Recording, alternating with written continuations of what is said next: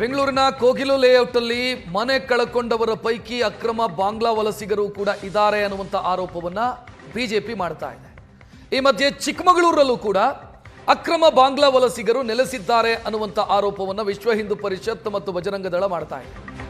ಚಿಕ್ಕಮಗಳೂರಿನ ಹಲವು ಕಡೆ ಬಾಂಗ್ಲಾ ವಲಸಿಗರು ನೆಲೆಸಿದ್ದಾರೆ ಅಂತ ಬಜರಂಗ ದಳ ಆರೋಪಿಸಿದೆ ಮತ್ತು ಮೂಡಿಗೆರೆಯ ಸಂತೆ ಮೈದಾನದ ಮೇಲೆ ಶಂಕಿತರ ಮೇಲೆ ದಾಳಿ ಮಾಡಿದೆ. ಬಜರಂಗ ದಳದ ಕಾರ್ಯಕರ್ತರು ದಾಳಿ ಮಾಡಿದ್ದಾರೆ. ಈ ವೇಳೆ ಅಂಗಡಿ ಮುಚ್ಚಿ ವಲಸಿಗರು ಎಸ್ಕೇಪ್ ಆಗಿದ್ದಾರೆ. ಬಜರಂಗ ದಳ ಮತ್ತು ವಿಶ್ವ ಹಿಂದೂ ಪರಿಷತ್ನ ಕಾರ್ಯಕರ್ತರು ದಾಖಲೆ ಕೇಳಿದ್ದಾರೆ. ನೀವು ಇಲ್ಲಿನವರು ಅನ್ನೋದಕ್ಕೆ ಏನಾದರೂ ದಾಖಲೆ ಇದ್ರೆ ಕೊಡಿ ಅಂತ, ದಾಖಲೆ ತೋರಿಸಿ ಅಂತ. ಈ ವೇಳೆ ಕೆಲವರು ಅಂಗಡಿ ಮುಚ್ಚಿಕೊಂಡು ಎಸ್ಕೇಪ್ ಆಗಿದ್ದಾರೆ, ಅಂಗಡಿ ಬಂದ್ ಮಾಡಿ ಎಸ್ಕೇಪ್ ಆಗಿದ್ದಾರೆ ಮೂಡಿಗೆರೆಯ ಸಂತೆ ಮೈದಾನದಲ್ಲಿ. ಬಜರಂಗ ದಳದ ಮತ್ತು ವಿಶ್ವ ಹಿಂದೂ ಪರಿಷತ್ನ ಕಾರ್ಯಕರ್ತರು ಹೇಳ್ತಾ ಇರೋದು, ಕಾಫಿ ತೋಟಕ್ಕೆ ಕೂಲಿ ಕೆಲಸಕ್ಕೆ ಅಂತ ಬಂದಿದ್ದಾರೆ. ಕೇಳಿದ್ರೆ ನಾವು ಬೆಂಗಾಲಿಗಳು ಅಂತ ಹೇಳ್ತಾರೆ, ವೆಸ್ಟ್ ಬೆಂಗಾಲ್ನವರು, ಪಶ್ಚಿಮ ಬಂಗಾಳದವರು ಅಂತ ಹೇಳಿ ಬಂದಿದ್ದಾರೆ. ಬಟ್ ಅವರು ಪಶ್ಚಿಮ ಬಂಗಾಳದವರು ಅಲ್ಲ, ಬದಲಾಗಿ ಬಾಂಗ್ಲಾದ ನುಸುಳುಕೋರರು.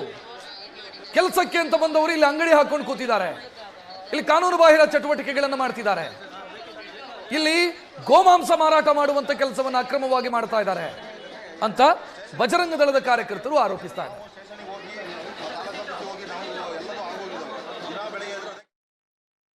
ಇವತ್ತು ಮೂಡಿಗೆರೆಯಲ್ಲಿ ಬಾಂಗ್ಲಾದೇಶಿಗರನ್ನು ಹುಡುಕಿ ಅವ್ರನ್ನ ಫೈಂಡ್ ಔಟ್ ಮಾಡಿ ಅವರಿಗೆ ಎಚ್ಚರಿಕೆಯನ್ನು ಕೊಡುವಂಥ ಕೆಲಸ ವಿಶ್ವ ಹಿಂದೂ ಪರಿಷತ್ ಬಜರಂಗ ದಳ ಮಾಡಿದೆ.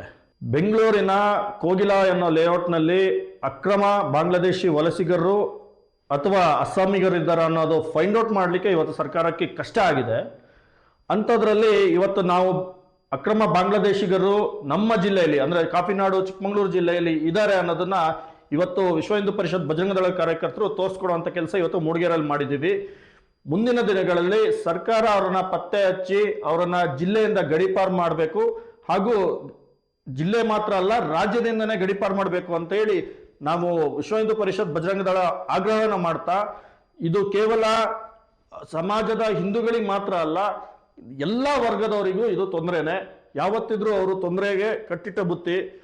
ಯಾಕೆಂದ್ರೆ ಅವರ ಇವತ್ತು ಅಲ್ಪಸಂಖ್ಯಾತರು ಇರ್ಬೋದು, ಮುಂದಿನ ದಿನಗಳಲ್ಲಿ ಜಾಸ್ತಿ. ಕೋಗಿಲು ಗ್ರಾಮದ ವಸೀಂ ಲೇಔಟ್, ಅದರ ಜೊತೆಗೆ ಫಕೀರ್ ಕಾಲೋನಿ, ಇಲ್ಲಿ ಮೊನ್ನೆ ಅಕ್ರಮ ತೆರವು ಕಾರ್ಯಾಚರಣೆಯಲ್ಲಿ ಮನೆ ಕಳ್ಕೊಂಡವರಿಗೆ ಮನೆ ಕೊಡ್ತೀವಿ, ಫ್ಲಾಟ್ ಕೊಡ್ತೀವಿ ಅಂತ ರಾಜ್ಯ ಸರ್ಕಾರ ಹೊರಟಿದೆ.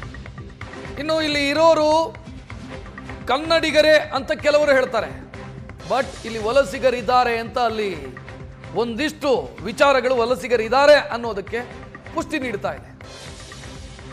ಪಶ್ಚಿಮ ಬಂಗಾಳದಿಂದ ಬಂದವರು ಇಲ್ಲಿ ಭೂಮಿ ಒತ್ತುವರಿ ಮಾಡಿಕೊಂಡಿದ್ದಾರಾ ಅಂತ ಏಷ್ಯಾನೆಟ್ ಸುವರ್ಣ ನ್ಯೂಸ್ಗೆ ಇದರ ಎಕ್ಸ್ಕ್ಲೂಸಿವ್ ಡೀಟೇಲ್ ಲಭ್ಯ ಆಗಿದೆ. ಒತ್ತುವರಿ ತೆರವುಗೊಳಿಸಿದಂತ ಸ್ಥಳದಲ್ಲಿ ವೆಸ್ಟ್ ಬೆಂಗಾಲ್ ರಿಜಿಸ್ಟ್ರೇಷನ್ನ ಕಾರು ಪತ್ತೆಯಾಗಿದೆ. ಪಶ್ಚಿಮ ಬಂಗಾಳ ರಿಜಿಸ್ಟ್ರೇಷನ್ ಹೊಂದಿರುವಂತ ಮಾರುತಿ ಕಾರು ಪತ್ತೆ ಆಯಿತು ಅಂದ ತಕ್ಷಣ ಅದು ವಲಸಿಗರದೆ ಅಂತ ನಾವು ಹೇಳ್ತಾ ಇರೋದಲ್ಲ, ಬಟ್ ಆ ರೀತಿಯ ಅನುಮಾನಕ್ಕೆ ಕಾರಣ ಆಗ್ತಿದೆ ಅಂತ ಬಲಪಂಥೀಯ ಸಂಘಟನೆಗಳು ಮತ್ತು ಬಿಜೆಪಿ ನಾಯಕರು ಹೇಳ್ತಾ ಇರೋದು. ಇಲ್ಲಿ ಇರೋರಲ್ಲಿ ಬಹಳ ಜನ ಹೊರಗಿನವರಿದ್ದಾರೆ, ಪಶ್ಚಿಮ ಬಂಗಾಳದಿಂದ ಬಂದವರು, ಅಸ್ಸಾಂನಿಂದ ಬಂದವರು ಇಲ್ಲಿ ನೆಲೆಸಿದ್ದಾರೆ ಅನ್ನುವಂಥ ಆರೋಪವನ್ನು ಬಿಜೆಪಿ ನಾಯಕರು ಮಾಡ್ತಾ ಇದ್ದಾರೆ. ಇದಕ್ಕೆ ಪೂರಕ ಅನ್ನುವಂತೆ ಅಲ್ಲೊಂದು ಕಾರ್ ನೋಡ್ತಾ ಇದ್ದೀರಿ ನೀವು, ಅದು WB registration, West Bengal registration, WB6 Kolkata ರಿಜಿಸ್ಟ್ರೇಷನ್ನ ಕಾರ್ ಇದು. ಸೊ ಇಲ್ಲಿ ಅಕ್ರಮವಾಗಿ ಮನೆ ಕಟ್ಕೊಂಡವ್ರು ನಾವು ಬಡವರು ಅಂತ ಹೇಳ್ತಾರೆ. ಏನೂ ಇಲ್ಲ, ನಾವು ಟೆಂಟ್ ಕಟ್ಕೊಂಡಿದ್ವಿ, ಎಷ್ಟೋ ವರ್ಷದಿದ್ದೀವಿ, ಕಾರ್ ಇದೆ, ಬೈಕ್ ಇದೆ, 6 ಮಕ್ಕಳಿದ್ದಾರೆ.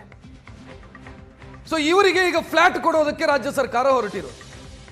ಹಿಂದಿ ಮಾತನಾಡ್ತಾರೆ, ಉರ್ದು ಮಾತನಾಡ್ತಾರೆ, ಇನ್ನು ಅರ್ಥ ಆಗದಂಥ ಕೆಲ ಭಾಷೆಗಳನ್ನು ಮಾತನಾಡ್ತಾರೆ ಅಲ್ಲಿದ್ದವರು.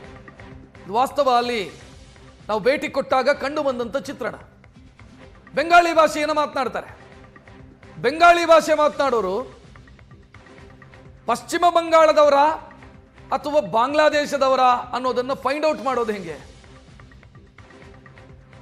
ಕೇಳಿದ್ರೆ ಇವರು ಹೇಳ್ತಾರೆ ನಾವು ಡಾಕ್ಯುಮೆಂಟ್ ವೆರಿಫಿಕೇಶನ್ ಮಾಡ್ತೀವಿ ಅಂತ. ಯಾವುದು ಡಾಕ್ಯುಮೆಂಟು? ವೋಟರ್ ID ಮತ್ತು Aadhaar card. Voter ID, Aadhaar card ಅನ್ನ ಅಲ್ಲಿನ ಸ್ಥಳೀಯ ಕೆಲ ಪುಡಾರಿಗಳು ಇವರಿಗೆ ಒದಗಿಸುವಂತ ಕೆಲಸವನ್ನು ಮಾಡಿದ್ದಾರೆ. ಇದರ ಆಧಾರದ ಮೇಲೆ ನೀವು ಫ್ಲಾಟ್ ಕೊಡ್ತೀರಾ? ಇವರು ಇಲ್ಲಿನವರೇ ಅನ್ನೋದಕ್ಕೆ ಸಾಕ್ಷ್ಯ ಯಾವುದು? ವೋಟರ್ ID ಅಂತೆ. ಕಂದಾಯ ಇಲಾಖೆ ದೃಢೀಕರಣ ಮಾಡಬೇಕಂತೆ. ಇವರು ಇಲ್ಲಿ ನೆಲೆಸಿದ್ರು ಅಂತ. ಆಧಾರ್ ಕಾರ್ಡನ್ನು ಫೇಕ್ ಮಾಡಿದವರಿಗೆ ಅಥವಾ ಆಧಾರ್ ಕಾರ್ಡನ್ನು ಇಲ್ಲಿ ಸ್ಥಳೀಯವಾಗಿ ಪಡ್ಕೊಂಡವರಿಗೆ, ವೋಟರ್ ಐಡಿಯನ್ನು ಸ್ಥಳೀಯವಾಗಿ ಪಡ್ಕೊಂಡವರಿಗೆ, ಸರ್ಕಾರದ ಜಾಗದಲ್ಲಿ ಮನೆ ಕಟ್ಟಿಕೊಂಡು ಬದುಕುವವರಿಗೆ ಆ ದೃಢೀಕರಣ ಪತ್ರವನ್ನು ಮಾಡ್ಕೊಳ್ಳೋದು ಕಷ್ಟ ಆಗತ್ತೆ. ಕೈ ಬಿಸಿ ಮಾಡಿದರೆ, ದುಡ್ಡು ಕೊಟ್ಟರೆ ಏನನ್ನೂ ಒದಗಿಸೋದಕ್ಕೆ ನಮ್ಮ ವ್ಯವಸ್ಥೆ ರೆಡಿಯಾಗಿ ನಿಂತಿದೆ. ಎಂಜಲು ಕಾಸಿಗೆ ಆಸೆ ಪಡುವಂಥ ಅಧಿಕಾರಿಗಳು ನಮ್ಮ ಇಲಾಖೆಯ ಆಯಕಟ್ಟಿನ ಜಾಗದಲ್ಲಿದ್ದಾರೆ. ಸೊ ನೀವು ಮನೆ ಕೊಡೋದಕ್ಕೆ ಹೊರಟಿದ್ದೀರಿ, ಕನ್ನಡಿಗರ ದುಡಿಮೆಯ ದುಡ್ಡನ್ನು, ಕನ್ನಡಿಗರು ಕಟ್ಟಿದ ತೆರಿಗೆಯ ದುಡ್ಡನ್ನು ಮನೆ ಕೊಡೋದಕ್ಕೆ ಹೊರಟಿದ್ದೀರಿ. ಯಾರಿಗೆ ಕೊಡ್ತಾ ಇದ್ದೀರಿ ಏನು ಅಂತ ಪ್ರಶ್ನೆ ಇದೆ. ಸೊ ಈ ಪ್ರಶ್ನೆಗೆ ಸರ್ಕಾರ ಉತ್ತರ ಹೇಳ್ತಾ ಇರೋದು, ನಾವು ಅರ್ಹರಿಗೆ ಮಾತ್ರ ಕೊಡ್ತೀವಿ ಅಂತ ಸರ್ಕಾರ ಹೇಳ್ತಾ ಇದೆ. ಬಟ್ ಅಲ್ಲಿ ಹೇಳ್ತಾ ಇರುವಂಥ ಅಲ್ಲಿನ ಸ್ಥಿತಿಯನ್ನು ನೋಡ್ತಾ ಇದ್ರೆ ಬೇರೆ ಕಥೆಗಳು ಹೇಳ್ತಾ ಇದ್ದಾವೆ.